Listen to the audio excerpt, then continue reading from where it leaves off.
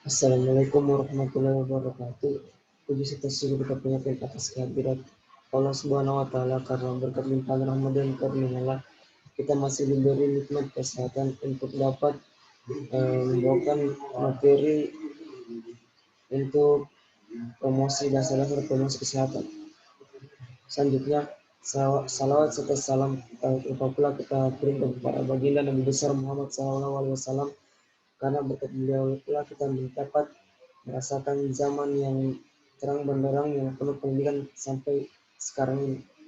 Selanjutnya, nama saya Muhammad Aslim Alimuddin, NIM J1A1200046, akan membawakan materi bab 2, yakni konsep dasar pendidikan kesehatan. Lanjut, definisi daripada pendidikan kesehatan adalah suatu penerapan atau aplikasi konsep pendidikan dan konsep sehat. Konsep pendidikan kesehatan sendiri adalah upaya-upaya terencana untuk mengubah perilaku individu, kelompok, keluarga, dan masyarakat. Konsep sehat yakni konsep seorang dalam keadaan baik fisik, mental, dan sosialnya, serta bebas dari penyakit cacat dan kelemahannya. Sehingga pendidikan kesehatan adalah suatu proses yang timbul karena adanya kebutuhan kesehatan dijalankan dengan pengetahuan mengenai kesehatan dan yang menimbulkan aktivitas perseorangan dan masyarakat dengan tujuan perubahan perilaku yang menghasilkan kesehatan yang baik. Selanjutnya, pentingnya pendidikan kesehatan. Masalah kesehatan di negara-negara berkembang pada prinsipnya menyangkut dua aspek, yaitu aspek fisik dan aspek non-fisik. Berdasarkan dua masalah kesehatan tersebut, pendekatan dalam memecahkan masalah kesehatan dibagi dua, yaitu pendekatan fisik dan pendekatan non-fisik. Dalam konsepsi promosi kesehatan, pendidikan kesehatan merupakan faktor yang sangat penting, di mana pendidikan kesehatan mengacu pada setiap gabungan pengalaman belajar yang dipolakan untuk memudahkan penyesuaian perilaku secara sukarela untuk memperbaiki kesehatan individu. Selanjutnya, tujuan pendidikan kesehatan. Tujuan pendidikan kesehatan kaitannya dengan batasan sehat, seperti ditemukan pada Undang-Undang Kesehatan bahwa kesehatan adalah kesejahteraan dari badan, jiwa, dan sosial yang memungkinkan setiap orang hidup produktif secara sosial dan ekonomis. Selanjutnya, kaitannya dengan budaya. Sikap dan perilaku adalah bagian dari budaya, sehingga kebiasaan, adat istiadat, tata nilai, atau norma adalah kebudayaan. Selanjutnya, sasaran pendidikan kesehatan. Sesuai dengan program pembangunan Indonesia, sasaran pendidikan kesehatan meliputi masyarakat umum dengan berorientasi pada masyarakat pedesaan dan kelompok tertentu, misalnya wanita, pemuda, remaja, termasuk lembaga pendidikan dan individu dengan teknik pendekatan kesehatan individu. Selanjutnya, tahap-tahap kegiatan. Tahap-tahap kegiatan pendidikan kesehatan terbagi menjadi 4, yaitu tahap sensitisasi, tahap publisitas, tahap edukasi, dan tahap motivasi. Tahap yang pertama, yaitu tahap sensitisasi, merupakan kegiatan yang dilakukan untuk memberikan informasi dengan tujuan menemukan kesadaran pada masyarakat terhadap adanya hal-hal penting berkaitan dengan kesehatan. Misalnya, kesehatan terhadap adanya pelayanan kesehatan, fasilitas kesehatan, dan kegiatan imunisasi. Kegiatan ini tidak dimaksudkan untuk meningkatkan pengetahuan dan tidak mengarah pada perubahan perilaku maupun sikap, serta tidak atau belum bermaksud mengubah perilaku-perilaku tertentu. Kegiatan tersebut hanya sebatas pemberian informasi tertentu melalui radio, poster, dan selebaran. Selanjutnya, tahap yang kedua yaitu tahap publisitas. Tahap ini merupakan kelanjutan tahap sensitisasi yang bertujuan menjelaskan lebih lanjut jenis pelayanan kesehatan di fasilitas pelayanan kesehatan, misalnya di puskesmas, posyandu, polindes, dan puskesmas pembantu atau pustu. Selanjutnya, tahap edukasi yang bertujuan meningkatkan pengetahuan, mengubah sikap, dan mengarahkan perilaku yang diinginkan oleh kegiatan tersebut. Cara yang digunakan adalah dengan belajar mengajar. Selanjutnya, tahap motivasi. Tahap yang merupakan pendidikan pada tahap edukasi menginfokan kepada kita bahwa setelah mengikuti pendidikan kesehatan, individu atau masyarakat mampu merubah perilaku sehari-harinya sesuai dengan perilaku yang dianjurkan. Kegiatan-kegiatan dilakukan secara berurutan dan bertahap. Oleh karena itu, pendidik pendidik kesehatan atau tenaga kesehatan harus menguasai ilmu komunikasi untuk tahap sensitasi dan publisitas atau tahap pertama dan tahap kedua, serta menguasai ilmu belajar mengajar dan melaksanakan pendidikan kesehatan dan menguasai ilmu belajar mengajar untuk melaksanakan pendidikan kesehatan pada tahap edukasi dan motivasi, yakni tahap ketiga dan tahap keempat. Selanjutnya, peran pendidikan kesehatan. Peran pendidikan kesehatan masyarakat terbagi menjadi 4 juga, yakni peran pendidikan kesehatan dalam faktor lingkungan, dalam perilaku, dalam pelayanan kesehatan masyarakat, dan hereditas. Dalam peran pendidikan kesehatan dalam faktor lingkungan, di mana sarana lingkungan fisik dan non-fisik dimanfaatkan untuk memelihara secara optimal, maka perlu dilakukan pendidikan kesehatan bagi masyarakat. Selanjutnya, peran pendidikan kesehatan dalam perilaku. Dengan tujuan akhir dari pendidikan kesehatan adalah agar masyarakat dapat mempraktikkan hidup sehat bagi dirinya sendiri dan bagi masyarakat, atau masyarakat dapat berperilaku hidup sehat, healthy lifestyle. Selanjutnya, peran pendidikan kesehatan dalam pelayanan kesehatan. Dalam rangka perbaikan kesehatan masyarakat, pemerintah Indonesia, dalam hal ini Departemen Kesehatan, telah menyediakan fasilitas kesehatan masyarakat dalam bentuk pusat pelayanan kesehatan masyarakat Puskesmas. Tidak kurang dari 7.000 puskesmas tersebar di seluruh Indonesia. Namun, peran pendidikan kesehatan dalam faktor hereditas akan mewariskan kesehatan yang baik pula kepada anaknya. Sebaliknya, kesehatan orang tua, khususnya kesehatan ibu yang rendah dan kurang gizi, akan mewariskan kesehatan yang rendah pula kepada anaknya. Selanjutnya, ruang lingkup pendidikan kesehatan. Ruang lingkup pendidikan kesehatan didasarkan kepada 3, yaitu pada aspek kesehatan, tatanan atau pelaksanaan, dan tingkat pelayanan. Yang pertama, berdasarkan aspek kesehatan, ada aspek promotif dan aspek pencegahan dan penyembuhan. Pada aspek promotif, sasaran pendidikan adalah kelompok orang sehat, 80-85% populasi. Derajat kesehatan cukup dinamis meskipun dalam kondisi sehat, tetapi perlu ditingkatkan dan dibina kesehatannya. Dalam hal ini, tidak hanya orang sakit saja yang akan diberikan edukasi atau pendidikan kesehatan, tetapi orang sehat pun akan selalu diberikan edukasi agar dapat mempertahankan kesehatannya agar menjadi lebih baik lagi. Selanjutnya, kedua, aspek pencegahan penyembuhan.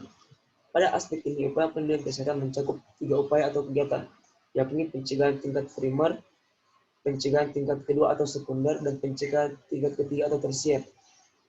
Pada pencegahan tingkat primer, sasaran pendidikan adalah kelompok risiko tinggi. Kelompok risiko tinggi di sini sebenarnya mereka adalah orang-orang sehat, tetapi memiliki risiko tinggi. Misalnya, ibu hamil, yang menyusui, perokok, obesitas, dan pekerja seks. Tujuan upaya pendidikan adalah menghindarkan mereka tidak jatuh sakit atau terkena penyakit. Selanjutnya, pencegahan tingkat kedua, yakni sekunder. Sasaran pendidikan adalah penderita penyakit kronis. Di sini maksud adalah orang-orang yang sakit akan diberi edukasi agar tidak kembali menderita penyakit tersebut dengan mencegahnya penyakit agar tidak bertambah parah. Misalnya, asma, DM, dan TBC. Selanjutnya, pencegahan tingkat ketiga yaitu tersier. Sasaran pendidikan pada kelompok tersier, yakni pasien yang baru sembuh. Di sini diberikan pendidikan kesehatan agar memungkinkan penderita segera pulih kembali dan mengurangi kecacatannya seminimal mungkin. Selanjutnya, berdasarkan tatanan atau tempat pelaksanaan. Yang pertama, tatanan keluarga. Yang kedua, tatanan sekolah. Yang ketiga, tatanan tempat kerja. Yang keempat, tatanan tempat umum. Dan kelima, fasilitas pelayanan kesehatan. Pada tatanan keluarga, sasaran utama adalah orang tua. Dan pada tatanan sekolah, sasaran utama adalah guru. tekanan tempat kerja. Sasarannya yakni pemimpin atau manajer. Tekanan pada tempat umum, sasarannya adalah para pengelola tempat-tempat umum.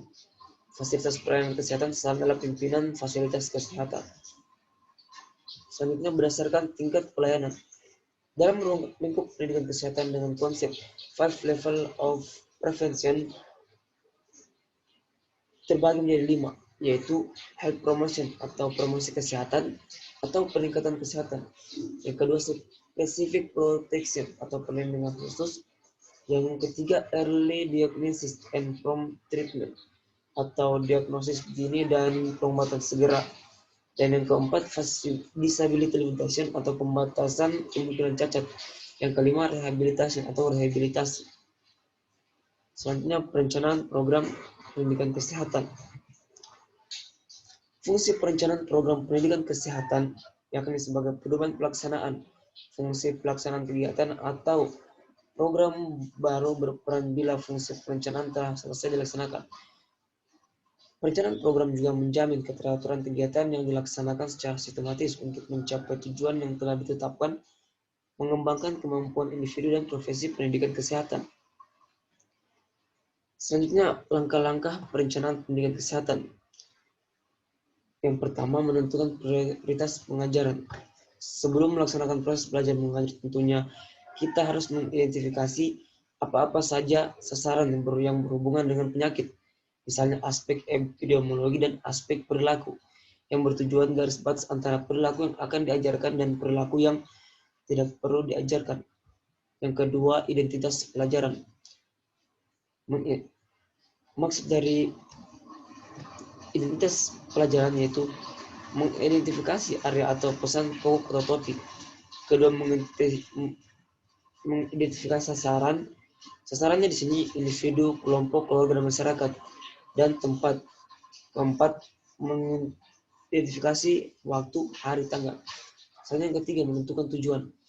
Tujuan daripada langkah-langkah perencanaan pendidikan kesehatan terbagi menjadi dua, yaitu tujuan instruksional umum dan tujuan instruksional khusus. Pada tujuan instruksional umum merupakan tujuan yang akan dicapai setelah menyelesaikan setiap pokok bahasan atau satuan bahasan tertentu dalam satu bidang studi. Faktor-faktor yang perlu dipertimbangkan dalam merumuskan tujuan umum adalah sebagai berikut. Yang pertama, berorientasi dengan menunjang tujuan pendidikan. Yang kedua, berdasarkan karakteristik tujuan khusus sasaran. Yang ketiga, mengembangkan kemampuan, keterampilan, dan sikap sasaran. Yang keempat, menggambarkan perilaku yang harus ditampilkan. Yang kelima, harus didukung pokok bahasan dan pokok bahan yang akan dikuasai sasaran. Tujuan instruksional khusus. Hal-hal yang harus diperhatikan pada tujuan instruksional khusus adalah menggunakan istilah atau kata kerja operasional dalam bentuk hasil wajar, berbentuk tingkah laku sasaran, meliputi satu jenis kemampuan. Selanjutnya yang keempat, langkah yang keempat yaitu menentukan isi atau materi. Syarat isi atau materi pendidikan harus berorientasi pada tujuan khusus, seperti yang saya jelaskan tadi. Harus menunjang pencapaian tujuan khusus, harus disusun berdasarkan masing-masing tujuan khusus. Kegiatan mengajar harus sesuai atau berhubungan dengan kegiatan belajar. Yang kelima, menentukan metode. Metode harus sesuai tujuan dan dapat mempercepat pencapaian tujuan. Juga bahan atau materi yang akan dikerjakan. Alat yang tersedia, jumlah sasaran, mendorong sasaran tingkat aktif belajar, juga waktu dan kondisi saat proses belajar berlangsung. Yang keenam, alat dan sumber pelajaran. Alat belajar merupakan alat bantu yang dapat memperlancar jalannya pengajaran sehingga materi mudah dikuasai. Sumber pelajaran merupakan sumber atau tempat materi yang akan diberikan dapat diperoleh kepada sasaran. Selanjutnya 7. Menentukan evaluasi atau langkah terakhir merupakan kegiatan atau untuk mengecek atau mengontrol pencapaian tujuan. Rumusan evaluasi dibuat dalam bentuk butir pertanyaan dengan jumlah minimal sama dengan rumusan tujuan khusus. Selanjutnya yang terakhir, hubungan pendidikan kesehatan dan promosi kesehatan. Pendidikan kesehatan bagian dari promosi kesehatan merupakan sebuah judul buku garapan Irham Mahfuz dan Eko Suryani. Dalam buku tersebut menjelaskan disiplin ilmu yang saling mendukung untuk kepentingan promosi kesehatan termasuk di dalamnya untuk kepentingan pendidikan kesehatan dan penyuluhan kesehatan kepada masyarakat. Di antaranya teori psikologi, perilaku, teori belajar mengajar, penyuluhan, ilmu komunikasi, pemasaran sosial, dan lain sebagainya. Dalam konsep promosi kesehatan, pendidikan kesehatan merupakan faktor yang sangat penting. Pendidikan kesehatan mengacu pada faktor yang sangat penting. Contohnya, mengacu pada setiap gabungan pengalaman belajar yang dikeluarkan untuk memudahkan penyesuaian perilaku secara sukarela yang memperbaiki kesehatan individu. Pendidikan kesehatan berusaha membantu individu mengontrol kesehatannya sendiri dengan mempengaruhi, memungkinkan, dan menguatkan keputusan atau tindakan sesuai dengan nilai dan tujuan mereka sendiri. Nilai pendidikan turun naik bersama tingkat pengetahuan yang telah diperoleh, dan daya upaya pendidikan mungkin masih penting pada orang-orang yang tingkat pengetahuannya masih rendah, sehingga pendidikan kesehatan sangat dibutuhkan. Itulah yang dapat saya paparkan pada materi bab 2 konsep dasar promosi kesehatan. Saya tutup. Terima kasih. Wassalamualaikum warahmatullahi wabarakatuh.